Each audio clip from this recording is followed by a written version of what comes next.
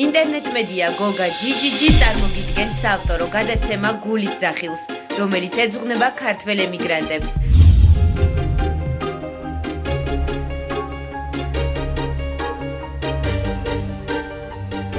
მე ნიცა გვერდწითელი ქართულ გულის ძახილზე გიამბობთ. და ჩვენ ახლა ჩამოვედით კახეთში. არ გამოტოვოთ ყოველ შაბათს გოგა GGG-ზე. ყოველ კვირას 22 საათზე ტელეკომპანია თრიალეთის ეთერში და LTV-ზე ყოველ კვირას 21 საათზე, ხოლო განმეორებით სამშაბათს 18 საათზე.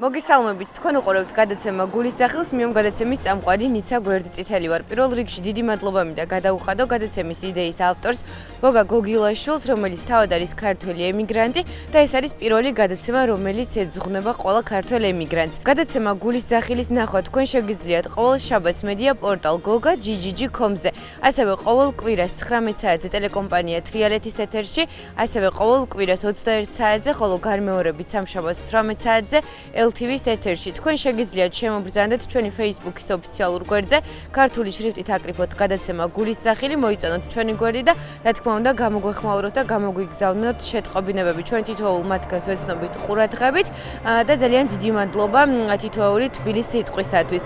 რაც შეეხება გადაცემა გულის ძახილის გადამღებ ჯგუფს, დღეს ჩვენ ჩამოვფრინდით ქალაქ სტამბულში და ამისათვის ძალიან დიდი მადლობა მინდა გადაუხადო ტურისტულ კომპანია Memory Travels, რომელიც დაგვეხმარა ჩვენ ამ მოგზაურობის და გადაღების დაგეგმვაში, ასე რომ აუცილებლად გირჩევთ თუ გეგმავთ რომ იმოგზაუროთ მსოფლიოს გარშემო, აუცილებლად მეაკითხეთ ტურისტულ კომპანია Memory Travels, მათ საკონტაქტო ინფორმაციას თქვენ ახლა ეკრანზე ხედავთ. გადაცემა გულის ძახილის გადამღები ჯგუფი ახლა გავდივართ აქსარაიზე, ეს არის სტამბულში ერთ-ერთი უბანი, რომელსაც პატარა საქართველოსაც უწოდებენ და ჩვენ ერთად ვნახავთ თუ როგორ ცხოვრობენ ქართველი ემიგრანტები და რა გულის ძახილი აქვთ მათ, ასე რომ გამომყევით.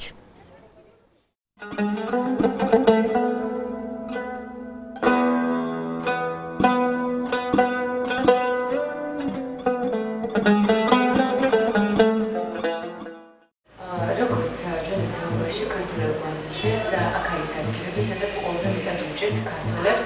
ერთ-ერთ პანსიონში მოვედით ჩვენ, ახლა გიჩვენებთ კადრებს თუ რა დავხდა შემოსასვლელშივე და ავალ თინეთი მოგვს რომ გამოგვივა დავით ახმედ, რომელიმე სტუდენტი მოგწეს ინტერვიუ და გადავიღოთ უშუალოდ მათი საცხოვრებელი პირობები. წავიდეთ და ვნახოთ რა მოხდება.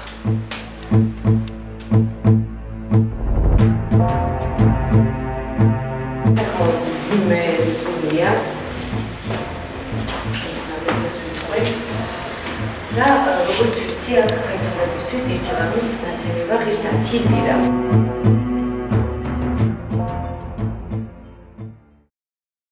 სრულიად შემთხვევით ჩვენ აღმოჩნდით ერთ-ერთ პანსიონში, სადაც 10 ლირიდან იწყება ღამის გათება. აქ არიან ძალიან ბევრი ქართველები და ჩვენ ერთ-ერთმა ქალბატონმა, რომელიც მათი დედობილი გამოდის და დედობილსაც ეძახიან, გადაწყვეტა და დაგვრთანხმდა, მოეცა ინტერვიუ, თუმცა მისი სურვილი ჩვენ გავითვალისწინეთ, მის სახეს არ ვაჩვენთ, კიდევ ერთხელ ვიმეორებ და ასევე სახელი არის შეცვლილი და ჩვენ ამ ქალბატონს მარიამით ვესაუბრებით. ქალბატონო მარიამ, უღრმესი მადლობა რომ დაგვრთანხმდით ინტერვიუზე, ძალიან საინტერესო იქნება ჩვენი მაყურებლისთვის ნახოს რეალურად რა პირობებში უწევთ ქართველებს ცხოვრება სტამბულში. თუ შეგიძლიათ რომ მოგვიყვეთ თქვენ რამდენი ხანია რაც მუშაობთ სტამბულში და გვიამბეთ როდესაც ჩამოდიან თქვათ ქართველები, როგორ ხვდებით და რა პირობებს თავაზობს თუნდაც ეს პატარა პანსიონი მათ.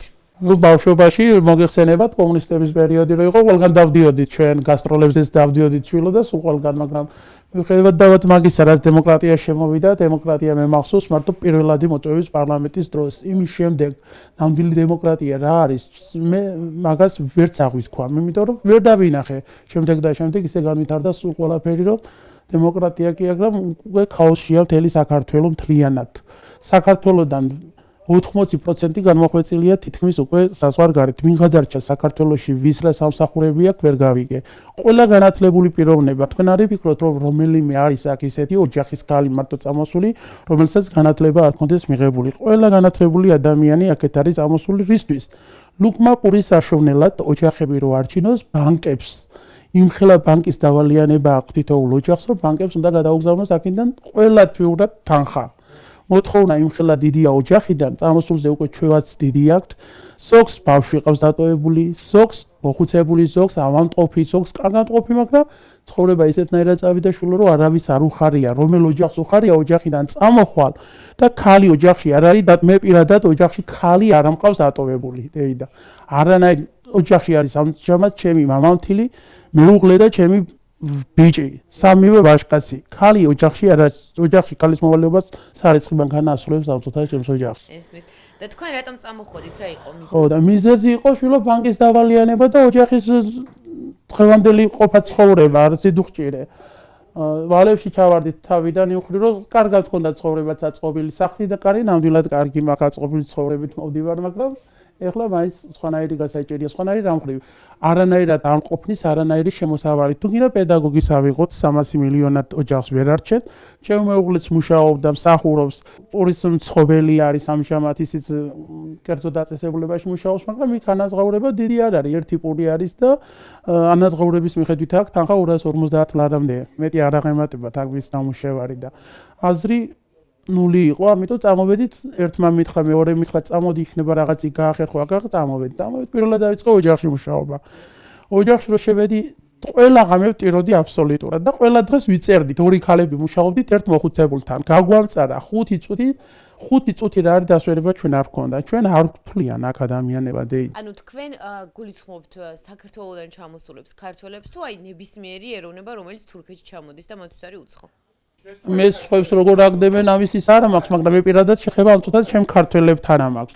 თავიდან მუშაობდი პირადად ოჯახებში, ძირითადად ბავშვთან მუშაობდი მოხუცებულის შემდეგ 4 წელიწადი. უძვირფასეს ოჯახში ვიმუშავე იქ. დედა, მამა ექიმები, ბავშვი სულ პატარა და მე გავზარდე. ისინი საზღვარგარეთ არიან ახლა დასულები და იმათანაც მაქვს მე ურთიერთობა.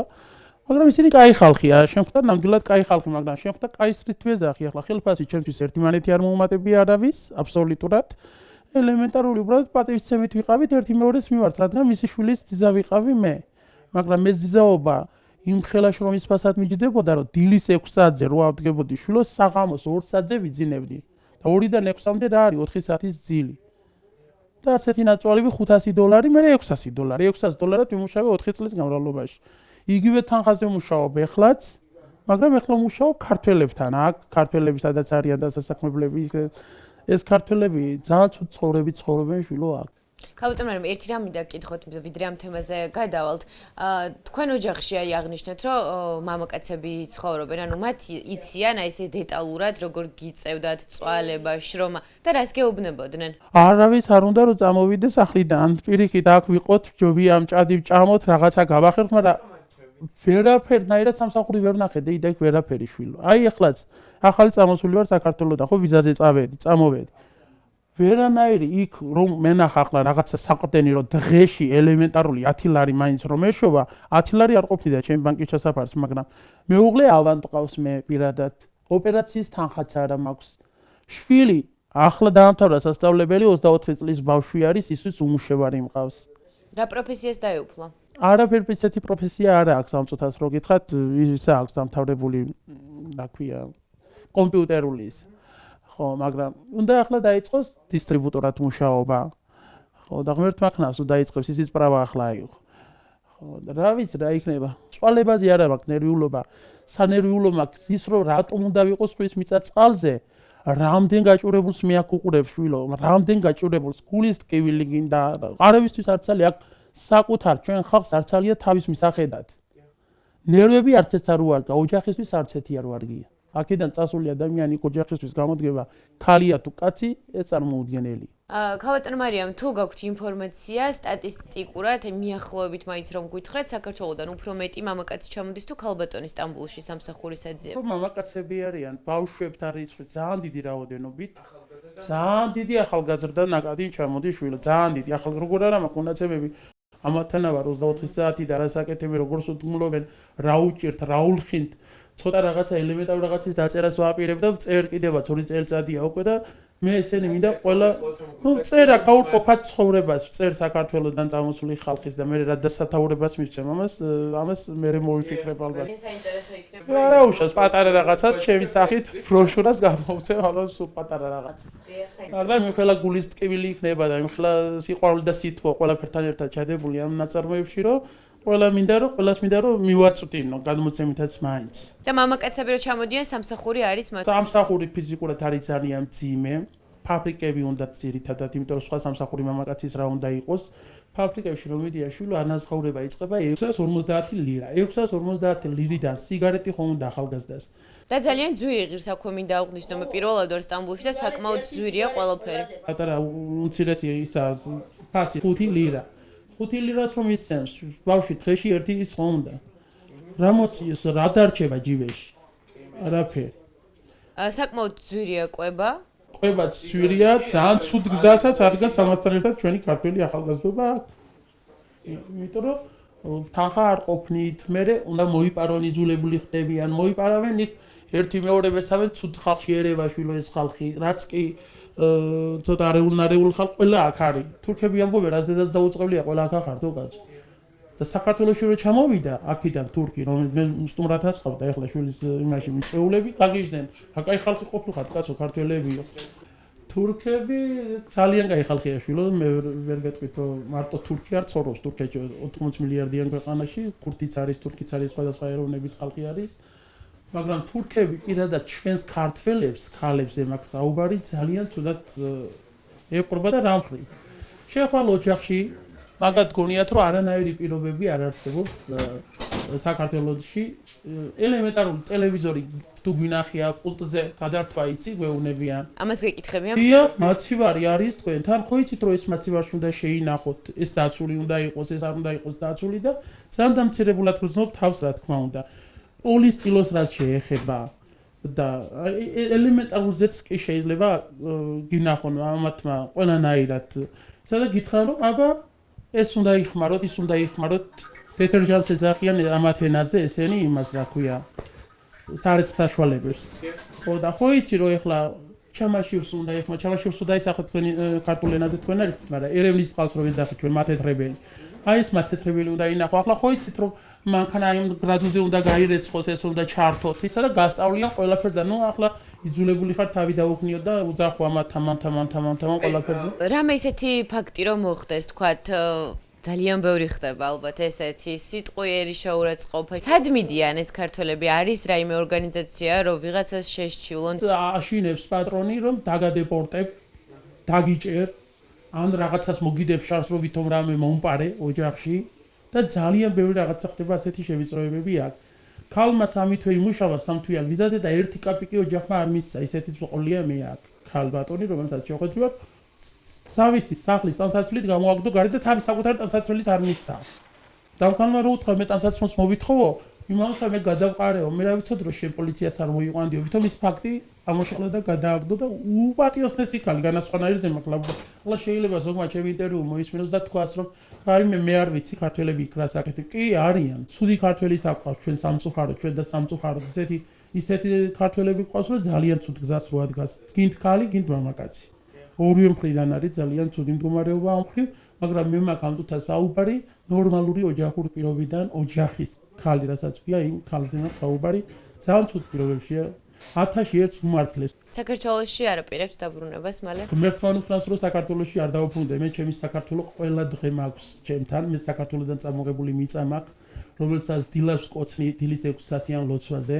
საღამოს დილის წინ 12 საათიან ლოცვაზე, მაქვს მამა გაბრიელის ერთი სანთლები, ნაკურთხი წყალი და ხატების კუთხე ყოვლადწმინდაო დედოფალო ღვთისმშობელო იხსენდა დაიცევშვილი ჩემნი მაკადა ჯუმბერცილი წამებისაგან და ყოვლისაგან ჭირისაგან და მეყეულისა სიკვდილისაგან შეიწყალეშვილი ჩემი ჟამთა დღისაგან თიადისა და მწუხარებისა და ყოველთა ჟამთა შინა მძინარენი დაიცავ დაიფარე და გარეშე ზღუდე დედაო ღვთისაო უძლეველ კედლა და მტკიცეთ შემწეთ ყოვლადვე აც და მარადის და უყუნითი უყუნისამდე ამინ ოი ყოვლადწმინდაო დედოფალო ღვთისმშობელო ქალწულო იხსენდა დაიცავი შვილნი ჩვენი ქვეშე საფარველსა შენსა ეგრეთვე ყოველნი ყრმანი და ჩვილნი ნათელღებულნი და სახელისა უქონლელი და წიახთა შინა დედისათა მყოფნი დაიფარე გინი საფარველითა დედითა შენისათა დაიმარხე ნიშიშსა შინა ღვთისა და მორჩილებისა მშობელთაცა ევედრე უფალსა ჩემსა და ძესას შენსა რათა მიანიჭომათ სარგებელი საცხოვრებლად ევედრე მათ ედობრივი ზემოქმედებით და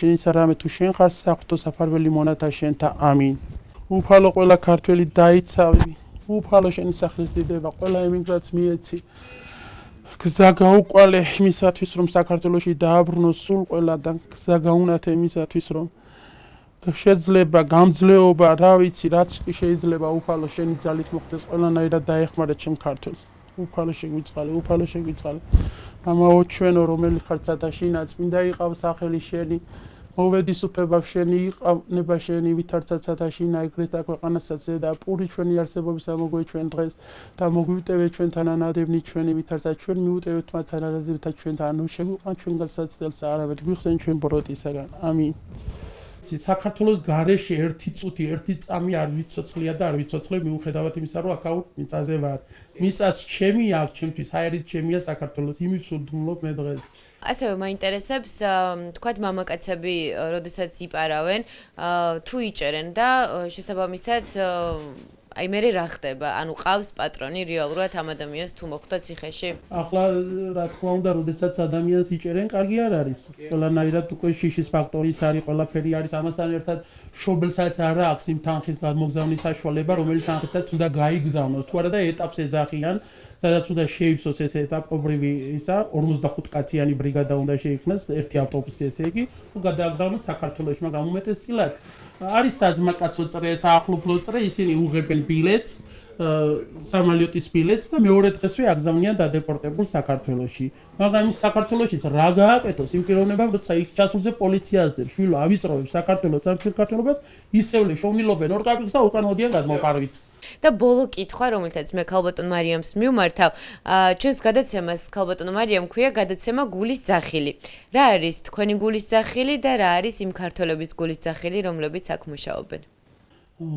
ჩემი გულის ძახილი ძალიან ისეთი გულთამისატანია შვილო რომ მეტი რო არ შეიძლება იმიტომ რომ უკვე მეტირება კიდევაც როდესაც გულის ძახილზეა საუბარი არც ერთ დედას არ უსურვებ იმას რომ რასაც ჩვენი ქართველები აქ ჩადიან და საკუთარმა დედებმაც არ იციან ნახევარზე მეტმა მისი შვილები აქ რას წარმოადგენს კიდევ ერთხელ მინდა ამას ხაზი გაუსვათ იმიტომ რომ დედებმა ძალიან დიდი ყურადღება მინდა მიაქციონ თავის საკუთარ შვილებს ყველაფერი იყონონ იმისათვის რომ საკუთარ მიწაზე დააბრუნეს თავიანთი შვილები მე ჩემი ასაკის მიუხედავად უკვე ის ასაკიც კი მაქვს რომ ისე ათუასია თავიდან ბოლომდე ისეთი მუხის ფესვებიდან მოვდივარ რომ ჩემი წახტენა არ არსებობს მაგრამ არის ქალთა კატეგორია რომელიც ნამდვილ მეგობრად მიმიღია და დავინახე რომ ის ცუდ გზას ადგას ის დღეს ჩემი მეგობარი არ არის მაგრამ მე გულის ტკივილით დავდივარ დღეს დამიმძიმდა შვილო გული ძალიან ძიმე ძახილია ჩემი გულის ძახილი მე ამას ვერ წავწერ არც კალამზე დაეტევა ეს დაწერით და არც მოყოლით აქ რაც ხდება ეს რეალური ცხოვრებიდან გამომდინარეა ყველაფერი და მინდა უსურო ჩემ საქართველოს კიდევ ერთხელ ყველაფერი კარგი და აი აქ არის ტურები, ბექატური, ჯონტური, ასეთე ტური, რომელსაც ყველა კვირაში ერთხელ და ორხელ თუ არა შეიძლება სამჯერაც მოუწიოს ქართველის გადასვენება საქართველოში და ეს არ მოხდეს. ჩვენი ხალხი წამალზე არ იყიდებოდეს, არ კუტებოდეს. ჩემ ხელებს რამდენი იყავს გადარჩენილი ეს ვინიცის კიდევ და ღმერთის გადარჩენილია რა თქმა უნდა, მაგრამ ჩემი დახმარებითაც გადარჩენილი ან ისინი უფალთან ერთად და ძალიან თხოვ თელ საქართველოს თუ ვინმეს მიეწვდინება თავრობა ის იქნება თუ პირადად პიროვნება რომელიც ხულთან მიიტანს ამ სატკივარს რომ მაქსიმალურად შეუქმნას ელემენტარული პირობები იმისა რომ საქართველოს შვილი საქართველოში მაინც იღუპებოდეს და არა თურქეთში აი იქ ვიმუშაოთ მოსაკვდენია შვილო იქ მოვდეთ ჩვენს მიწა-წყალზე აქ მაინც არ მოვდეთ აი ეს მინდა მეტი არაფერ თორე რო უჭირს საქართველოს ეს ღევანდელი მარტო დღევანდელი დღის ბრალი რო არ არის ეს ძალიან კარგად ვიცით ეს შეიძლება პოლიტიკა წლები ამუშავოს ყველაფერი ამისათვის მაგრამ ელემენტარული წყარო რასაც ქვია დასაქმების წყარო აი ამას ვითხოვთ ჩვენ მეტი არაფერს მე გადავხდი მადლობა თქვენის ნებართვით ჩვენი საიტის ხელმძღვანელს გოგა გოგილაშვილს რომელსაც ეკუთვნის ამ გადაცემის იდეა და რა თქმა უნდა მის დამსახურებაა რომ გადამღები ჯგუფი ჩამოვედით სტამბულში გემშვიდობებით საუკეთესო სრულებით და იმედს ვიტოვებ რომ ძალიან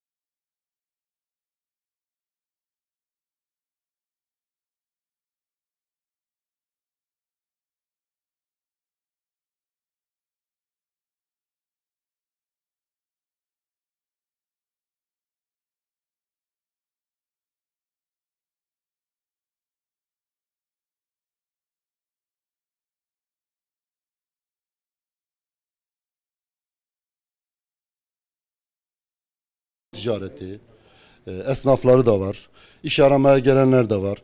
Ve burada araçlar buraya geliyor. Burada indiriyorlar, bizim restoranlarda duruyorlar, işe gidiyorlar.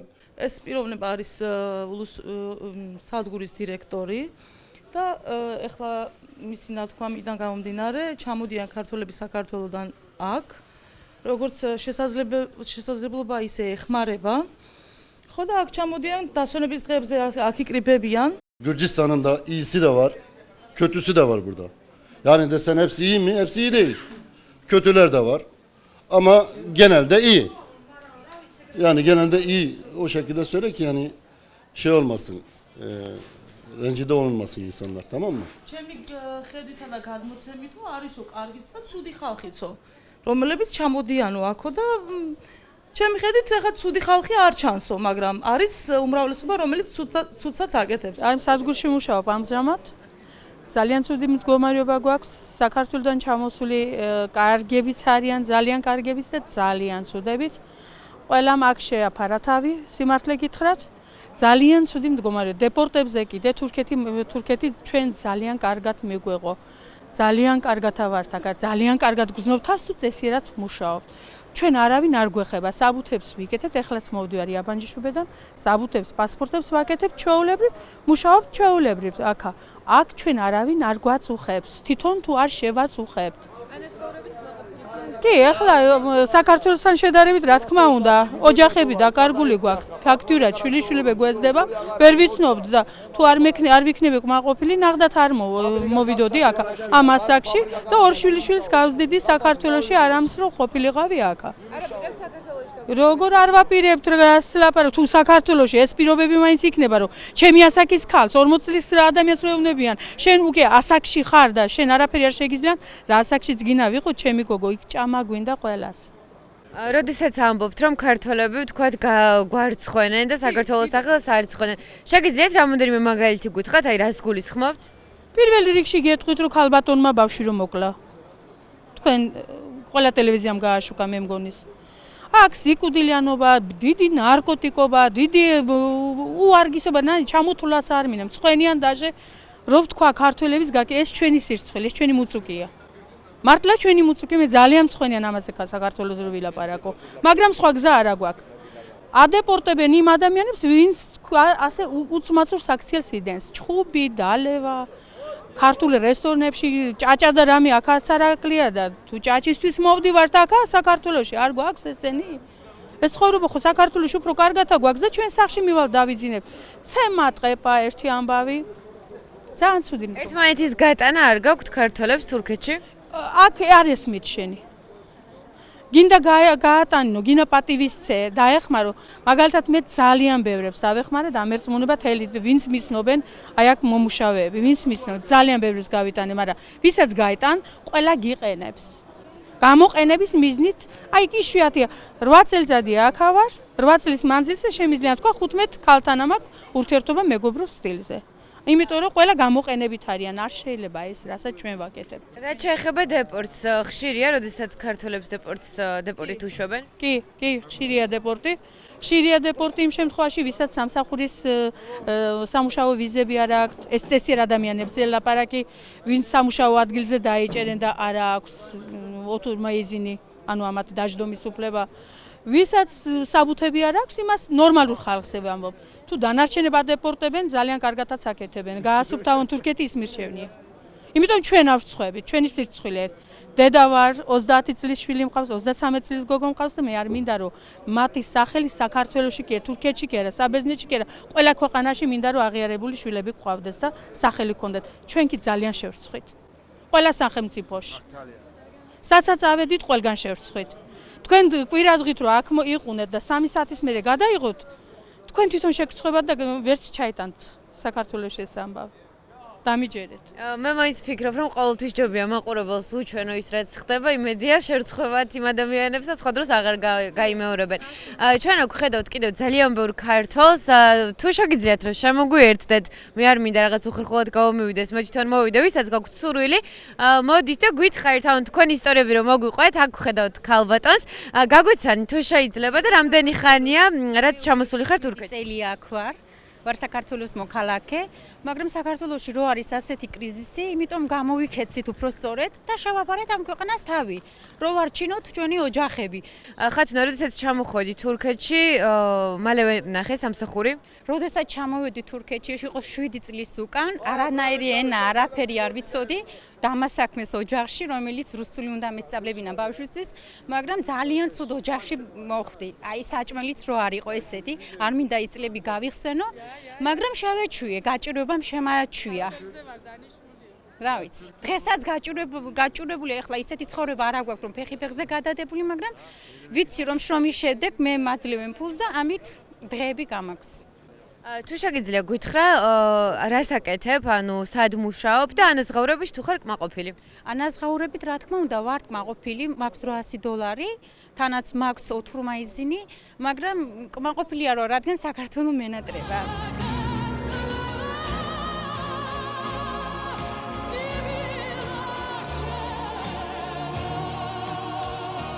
მუშაობ ოჯახში როგორ ჩვეულებრივი, მაგრამ რა ვიცი, ყველას არ აქვს, ახლა ძალიან გაჭირვებულია ხალხი.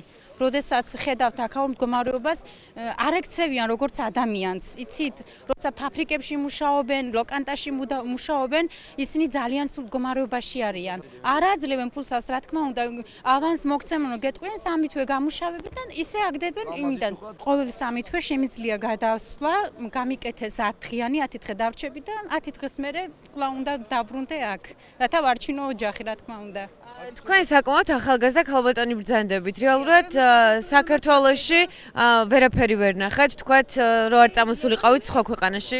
პროფესიით ვარ პედაგოგი, მაგრამ რამდენი ახლა პედაგოგის ანაზღაურება, ეს ძალიან კარგად იცით ყველამ. 150-200 ლარი თუ ესე იგი ვიღაც ნაცნობი ყავს და აქ მე იმაზე მეტი თანხა მაქვს, ჩემი შრომით, ჩემი გამომუშავებით. აქ მირჩევნია დარჩენა, რა თქმა უნდა, თუ საქართველოში ეცდება რომ ჩვენ ისეთი სამსახურები მოგცეს, რომელიც აქეთ არ გამოვალთ, ძალიან დიდი მადლობელი დავრჩებით. რეალურად ვისმენთ ნამდვილად ისეთი ისტორიებს, რომლებიც მე ვფიქრობ სახარბიელო არ არის, თუმცა ეს არის რეალობა. ჩვენ გადამღები ჯგუფი გულისახილი სწორედ იმიტომ ჩამოვედით თურქეთში, სტამბულში, რომ რეალურად გიჩვენოთ, როგორ ცხოვრობენ ქართველები და თქვათ დავამსხვრიოთ ის მითი, რომ ემიგრანტები, როდესაც არიან ქართველები, არის ყველაფერი კარგად, აქვთ ძალიან დიდი ანაზღაურება და ეს ყველაფერი უშრომელად მოზით ამ ადამიანებს. საქართველოში წავიდეთო, გინდათ რომ დაბრუნდეთ საქართველოში? არ გვინდა, რატომ არ წავიდე, მინდა რომ წავიდე საქართველოში შევიყო. რამდენი ხანია რას თურქეთში ხართ? აი ეხლა ჩამოვედი ერთი თვე არ არის და ხო მინდა რომ კაბეკოფილი გავაკეთო, ოჯახში ჩავიდე, ხო? პირველად ჩამოხვედით? ნა, რაღაცები გავაკეთო, საქართველოში ჩვენც ვიმუშაოთ. პირველად ჩამოხვედით ახლა თურქეთში? 15 წელი აქ ვარ, აქ დავაბერდი აქ. თურქეთში დავაბერდი, მაგრამ აქაც დოლარი აიწია 3-ზე ავიდა დოლარი, ხალხმა რა გააკეთოს? 800-600 ლირას იღებენ, მიან დაახურდაებენ $200 აიღებენ. $200 სად უნდა წავიდნენ საქართველოში, ხო? მესმის. მამაკაცებისთვის არის სამსახური, რეალურად სოც ჩამოდიან. სამსახური არის, მაგრამ ზოგი მოდის წამას იკეთებს, ზოგი მოდის ნარგომანი გამოდის. ეხლა თურქეთში სამსახურების მეტი რა არის, მაგრამ ზოგი ნამუსად მუშაობენ, ზოგი იპარავენ, ზოგი ყველაფერს აკეთებენ აქ. სამსახურებიც არის, მაგრამ საქართველოში რო იყოს სამსახური ცუდი იქნება? ვთქვათ, ანუ თავს არიდებენ ისეთ სამსახურს, როგორიც არის მანქანის გარეთ სხვა მსგავსი სამსახურები საქართველოში, მაგრამ ჩამოდიან თურქეთში და ამ სამსახურს იღებენ. თქვენ მეთანხმებით ამაში? კი, მართალი ხარ. რატომ ხდება? ანუ საქართველოს ხო გთავაზობთ რეალურად იგივე მანქანის მრეცხავად იმუშაოთ და სხვადასხვა საქმე დაკავდეთ და იქაც არის მანქანები რო გარეთ ხო, მართალი ხარ, მაგრამ აქაც არის ხო?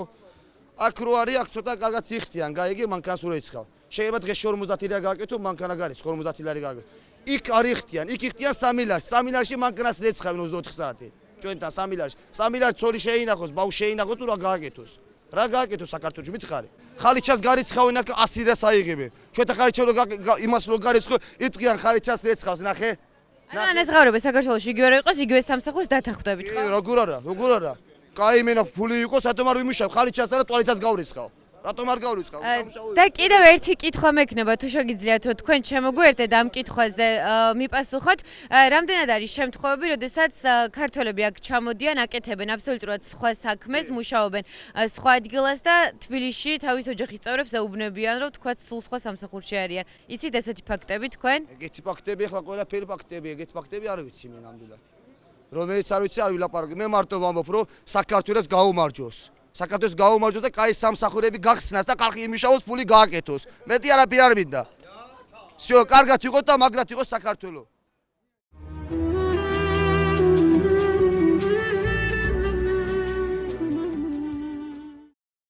გადაცემა გულის ძახილი თავის დასასრულს უკვე მიუახლოვდა. შეგახსენებთ, რომ გადამღები ჯგუფი ჩამოვიდა თურქეთში, ქალაქ სტამბულში და ჩვენ გიჩვენეთ თუ როგორ ცხოვრობენ აქ ქართველები. ისინი მუშაობენ, ძალიან ბევრ შრომობენ და თითოეულმა მათგანმა თავის გასაჭირის შესახებ გადაცემა გულის ძახილს უამბო. რა თქმა უნდა, არის უამრავი ქართველი და არის კიდევ განსხვავებული ისტორიები, თუმცა ერთ გადაცემაში ამ ყველაფრის ჩატევა ნამდვილად გაგვიჭირდებოდა. მე ვუსურვებ ყველა ქართველ ემიგრანტს რა თქმა უნდა, ისეთ საქართველოში დაბრუნებას, რომელზეც ისინი ოცნებობენ და გეტყვით, რომ ეს არის პირველი გადაცემა, რომელიც ეძღვნება ქართველ ემიგრანტებს. დიდი მადლობა გოგა გოგილაშვილს, რომელსაც ეკუთვნის გადაცემის იდეა. ისიც არის თავად ქართველი ემიგრანტი და უკვე რამოდენიმე წელია ცხოვრობს ამერიკის შეერთებულ შტატებში. მინდა შეგახსენოთ და გითხრათ, რომ შეგიძლიათ შემოგვიერთდეთ ჩვენი Facebook-ის ოფიციალურ გვერდზე, ქართული შრიფტით აკრიფოთ გადაცემა გულის ძახილი, მოიწონოთ ჩვენი გვერდი და გამოგვეხმაუროთ Facebook-ის მეშვეობით. გადაცემა გულის ძახილი ყოველ შაბათს იდება მედია პორტალ goga.gg.com-ზე. ასევე გადაცემის ნახვა თქვენ შეგიძლიათ ყოველ კვირას 19 საათზე ტელეკომპანია თრიალეთის ეთერში, ყოველ კვირას 21 საათზე, ხოლო განმეორებით სამშაბათს 18 საათზე LTV-ის ეთერში. მე უნდა დაგემშვიდობოთ საუკეთესო სურვილებით და აქვე არ შემიძლია განსაკუთრებული მადლობა არ გადაუხადო ტურისტულ კომპანია Memory Travels, რომელიც ჩვენ დაგვეხმარა სტამბულში ჩვენი ვიზიტის დაგეგმვაში. ასე რომ ძალიან დიდი მადლობა Memory Travels და თუ გსურთ ნამდვილად მოიწყოთ დასამახსოვრებელი მოგზაურობა, აუცილებლად დაუკავშირით ამ ტურისტულ კომპანიას. თქვენ ახლა ხედავთ მონიტორზე მათ მისამართს, საკონტაქტო ინფორმაციას და ნამდვილად გირჩევთ და უწევთ რეკომენდაციას ამ ტურისტულ კომპანიას. გემშვიდობებით ზუსტად ერთი კვირით და რა თქმა უნდა, კიდევ ერთხელ ძალიან დიდი მადლობა რომ გვიყურეთ და განსაკუთრებული მადლობა ჩემს ოპერატორ დავით ორაგველიძეს. ნახვამდის.